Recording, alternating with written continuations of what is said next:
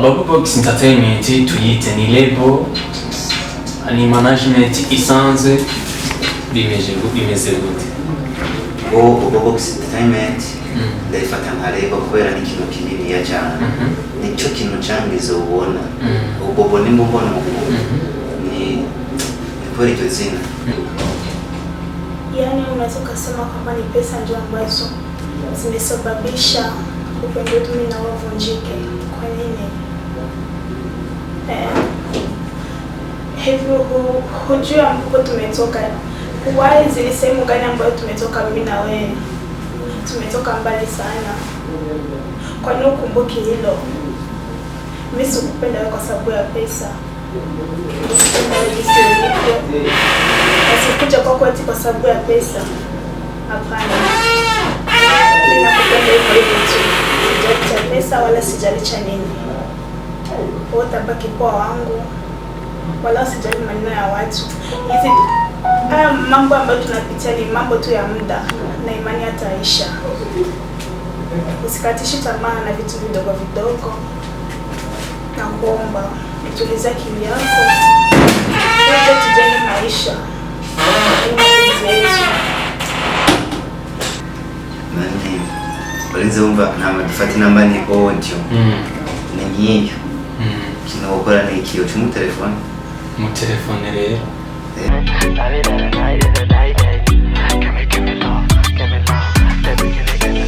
Box Entertainment. Za kuyachako inyuma yo kwakira abatumire kubera ko umwanya wo kubakira bamaze kuba ushika. N'uyu nguyu. Na yeye ili kipaji changu aweze kukipandisha juu. Yeah, lazima sema tu ni Mungu tu. Kabisa. Zara muryoheye cyane bo. Zara muryoheye kandi naje kanje byarangiye. Ya. Ujya dona. Uri kwakora n'umuntu. Afise ishaka kandi ugakorana n'umuntu akunda ibyo uri kurakora nawe agakunda ibyo ari kurakora. Ubyo mubamo mubiryoherewe. Mubamo mubiryoherewe kandi barashima ikinanyohera. Umwana mukobwa wana ngaha ntabwo abikunze gusa wenyine na famille yiwe iramushigikiye mu byakora. Inashigikira ibikorwa byawe. Navyo biraryohera cyane. Ndanashimira n'abavyeyi biwe abatuba hafi cyane ku masengesho ibikorwa dukora ku mwanya. Impanuro urumva ko abari mu kintu gikomeye muri team cyangwa muri label runaka. Yes, mumaze gushira habona ifilm yitwa Intambamyi. Kugeza uno munsi maze gushira episode zigiye zitandukanye ku rubuga rwa YouTube. Ino film iriko yakigwa gute? Feedback zayo ma commentaire iriko yakigwa gute ko? Urakoze cyane ku kibazo mbajije. Intambamyi navuga ko ariyo film ya mbere mu mafilm yose maze gukina yakunzwe n'abantu.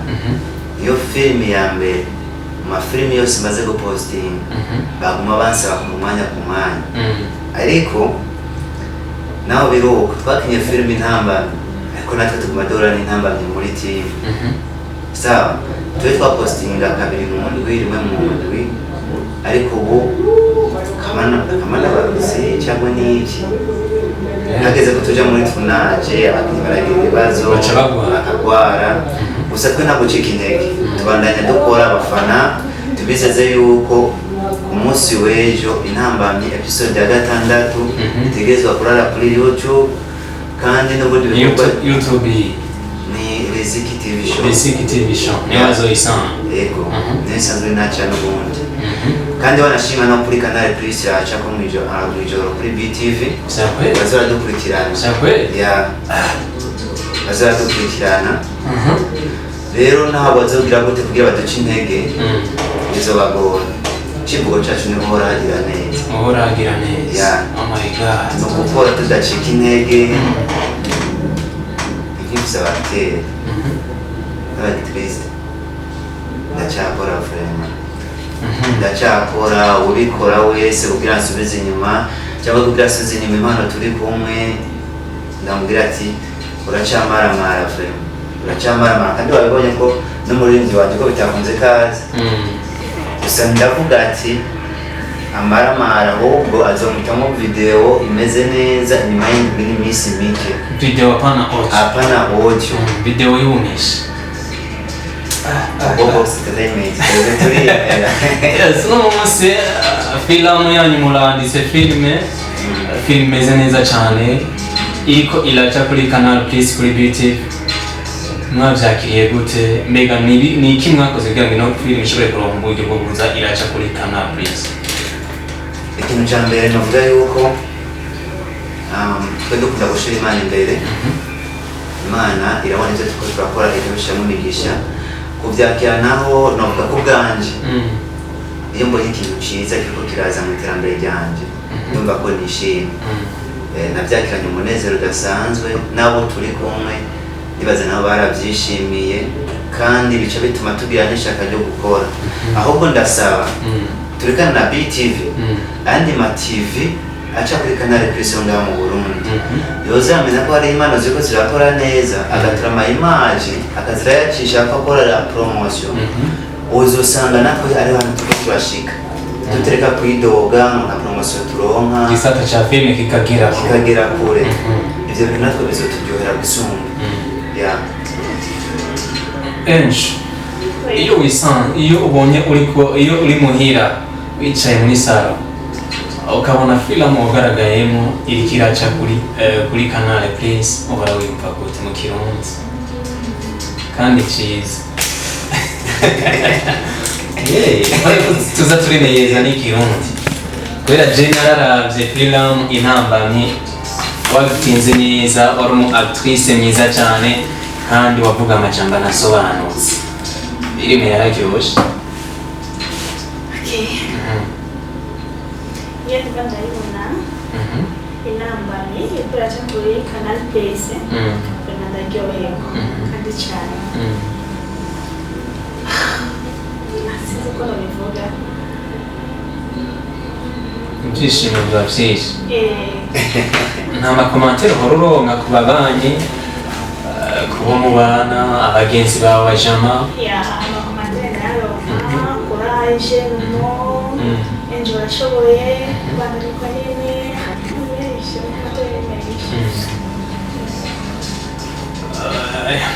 bimaze kugenda gutyo hari vision ziriyongera kuzoba usanzwe ufise uvuga ati ako bimeze gutoni bakora kuko bikakigwa neza numva shaka gushika hana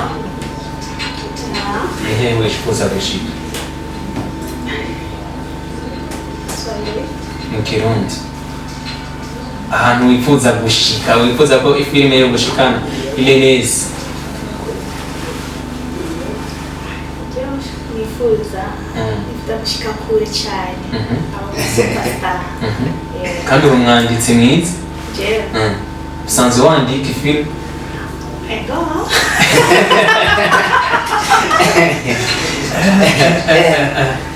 Team Bobobox Entertainment mwararose kabisa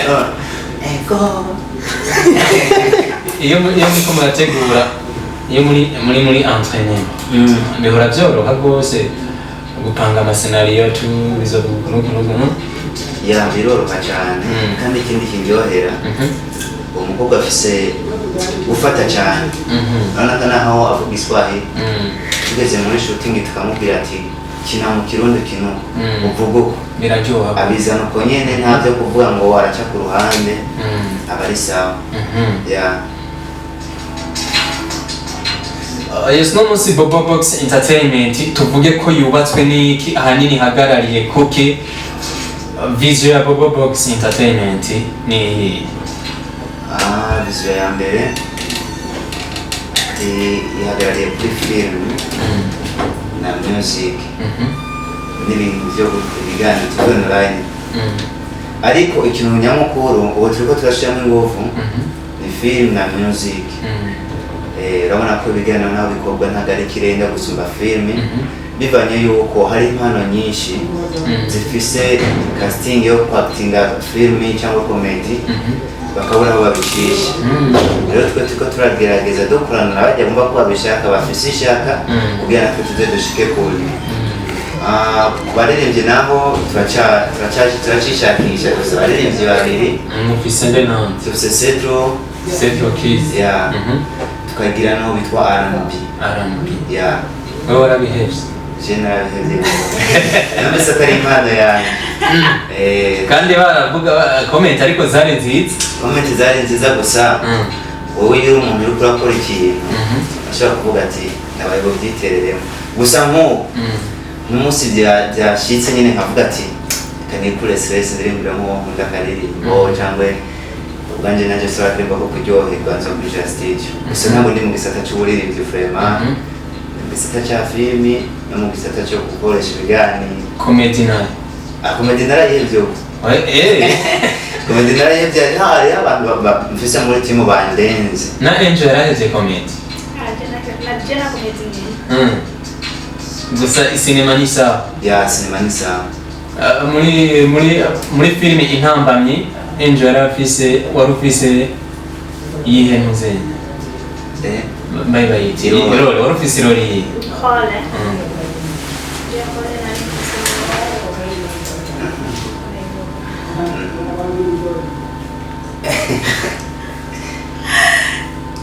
Hole amapenzi yari yo kuba umudamu w'umuntu umukozi w'umuntu ntagira umudamu w'umuntu mpenzi wa mtu ntafite umugore n'umugabo hagiye abyare ngo hariho abafise abagore n'abafise abagabo ariko yakine mu ruhara rw'umukunzi w'umuntu yaba mu rugo kwa mama nanjye uravye kubera yatanguye turi ku ishuri ibandanye rero turi muhira mu buzima bwo muhira kandi umukunzi we yari wewe mwashobora kubyukinira kandi ndabona hariya bimeze neza uko byagenze basi nk'iminota nk'ibiri mu byo twatinye aho mugoma mugafonda nyine akantu kamwe nyine mugagafondera aho nyine mugakora ukuntu nyine kuko mushobora kwatinga muri shooting ari mu baniga ni sawa ntagora Angel n'amaganga nuko ubona yuko iby'urukundo byacu biriko bisa nkaho biriko birasubira inyuma rero nashaka gusaba yuko jewe nawe tumaze tukarekana tukareka iby'urukundo hama nkarondera amafaranga tukazashobora gukundana nabise amafaranga kuko umukene ntakunda Bobo oya vrema ibyo bidasije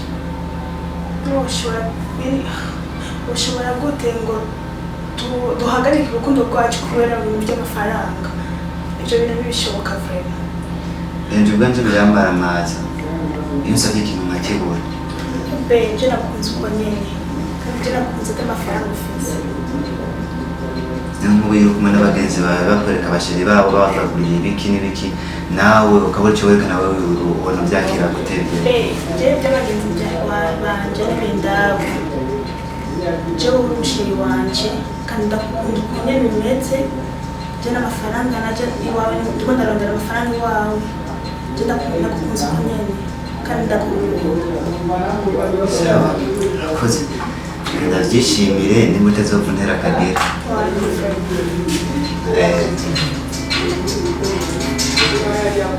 merci beaucoup kabisa numva ari byiza mugazi ibyo mwaki oya bituje uko nyene tu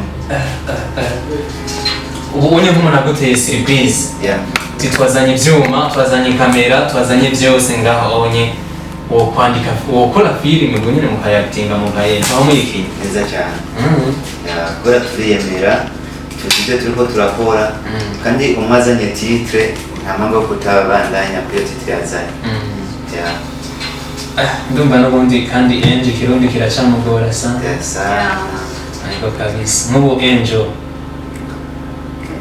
umukunzi wawe yaguhevye akakwandikira message akubwira yuko ibyawe nawe birangiye, hari amajambo ushobora kuronka yo kumukonvenka kugira asubire agaruke mu rukundo rwawe? Of course. Gerageza Bobo tufate yaguhakaniye. Nani yasema Kiswahili Jonathan kasema haraka. Mu Kirundi. Kirundi kanivuruga kwa sababu inabidi nitulie chini niwaze kwanza. Chiwazi.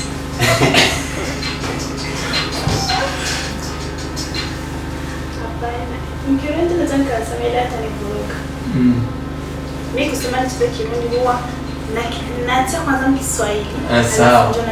Okay. Na nifanye kutapeleka muda. Okay. Twende na Kiswahili basi. Twende na Kiswahili. Umuwezesha Ludi kwenye mapenzi. Kwenye mapenzi. Yaani ameniandikia SMS ya mapenzi. SMS ya kwamba ameacha vyote, mapenzi ameacha. Yeah. Okay. Mjibu. Yes. Sasa baby. Yaani unaweza kusema kwamba ni pesa ndio ambazo zimesababisha upendo wetu mimi na wewe uvunjike. Kwa nini? Hivyo hujua ambapo tumetoka. Wazi ni sehemu gani ambayo tumetoka mimi na wewe? Tumetoka mbali sana. Kwa nini ukumbuki hilo? Mimi sikupenda wewe kwa sababu ya pesa. Sikupenda wewe jinsi ulivyo. Nasikuja kwako eti kwa sababu ya pesa. Hapana. Mimi nakupenda hivyo hivyo tu. Sijali cha pesa wala sijali cha nini. Wewe utabaki poa wangu. Wala sijali maneno ya watu. Hizi mambo ambayo tunapitia ni mambo tu ya muda na imani yataisha. Usikatishi tamaa na vitu vidogo vidogo. Na kuomba utulize akili yako. Wewe tujenge maisha.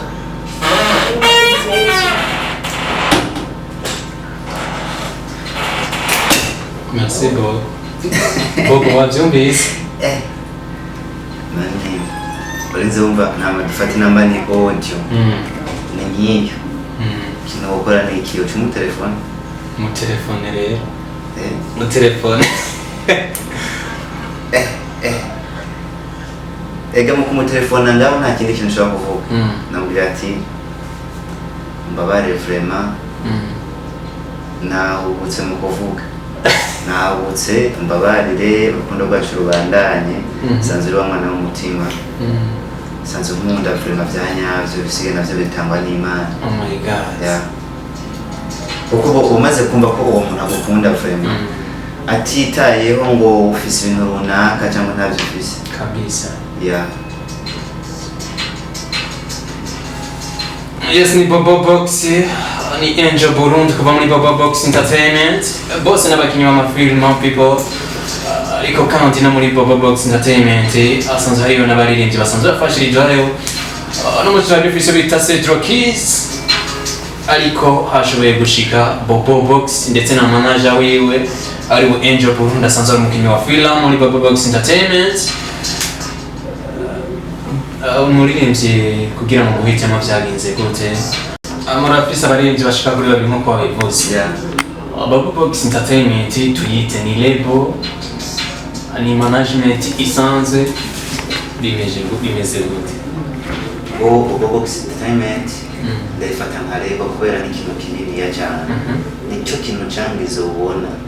Bobo ni mbona ni kubera iryo zina. Na Bobo Box TV nimbi hari kujya ni kubera iryo zina. Ziki TV nimbi hari kubera oya ni kubera iryo zina. Rero ico ndagifata nka label. Kandi rero ya label imwe mu gaciro cyo kuvuga ati niyo muntu mafise mu buzima bwanjye kabisa. Yeah.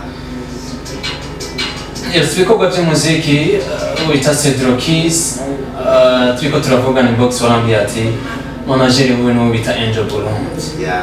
Kweki gufata Angel ukamushinga Cedro Keys kugira ngo azarakurikirana ibikorwa bye bya music. Urakoze cyane kuri ico kibazo. Ngo hari ibikorwa uvyigungiye ko romwe usanga ivyo bikorwa byamaze gupfa. Nagenda aba muri tele ndaba abantu fise ndaba abantu babona kure bo hafi muririmbyi bo hafi gisata cy'umuziki bitamo umukobwa kuko muri filmi hari abandi bariyo utahure jewe nkurikirana ibinyamakuru shika muri bitatu njera ntabwo nocanza kumanaginga umuririmbyi ngire managing ikinyamakuru ngire managing film oya rero kumuhitamo navuga yuko nabonye ari wa mwana afise ubwenge dushobora gukorana nkavuga ati umuntu nawe turiko turakorana tuzotera imbere nta bujyajya bwiwe nta buntu by'uburesipuro ndamubonamwo afise ishaka ko kumuhitamo Angel kabisa. yeah. Nzobishobora Angel? Yeah, utaweza. Utaweza. Utawezaje? Kwa sababu kila kitu ni polepole. Unajua vitu vya muziki, unajua vitu vya kuimba. Vitu vya kuimba. Naweza kusema najua japokuwa sio sana. Ila na mwenzangu hapa